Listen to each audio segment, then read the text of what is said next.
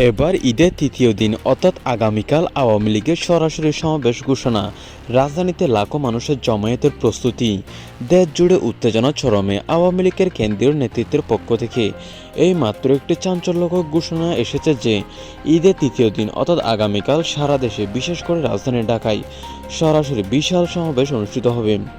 দলের অভ্যন্তরীণ সূত্র ও নেতাকর্মীদের মাধ্যমে জানা গেছে, এই সমাবেশের মূল উদ্দেশ্য শেখ হাসিনার নিরাপদ প্রত্যাবর্তনের দাবি, নিষেধাজ্ঞা প্রত্যাহারের স্বীকৃতি, গণতন্ত্রের পুনরুদ্ধার এবং বিএনপি সরকারের অধীনে নিরপেক্ষ নতুন করে নির্বাচনের ব্যবস্থা। সমাবেশের প্রধান ভেন্যু হিসেবে ঢাকা শহীদ উদ্যান, বায়তুল মোকাররমের সামনে আশেপাশে এলাকাগুলোকে চিহ্নিত করা হয়েছে।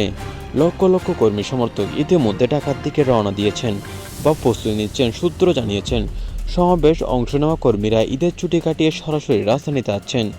বাস, ট্রাক, প্রাইভেট কার, মাইক্রোবাস ও পায়ে হেঁটে হাজার হাজার মানুষ ঢাকার প্রধান প্রধান প্রবেশপথ গাবতলী, সাভার, গাজীপুর, ডেমরা, কাঁচপুর, যাত্রাবাড়ী, নারায়ণগঞ্জ দিয়ে প্রবেশ করেছে। সমাবেশে ব্যানার, ফেস্টুন, প্ল্যাকেট লেখা হবে শেখ হাসিনা ফিরে এসো, দেশ তোমাকে ডাকছে এবং গণতন্ত্র ফিরিয়ে দাও। নেতৃত্বের দাবি সমাবেশে শান্তিপূর্ণ হবে এবং কোনো সহিংসতা করা যাবে না। এদিকে রাজধানীর শহীদ উদ্যান, বায়তুল মোকাররম এলাকা, পল্টন প্রেস ক্লাব, হাইকোর্ট মোড় সহ বিজিবি ও সেনাবাহিনীর বিপুল সংখ্যক সদস্য মোতায়েন করা হয়েছে। দেখা যাবে আগামীকাল পরিস্থিতি।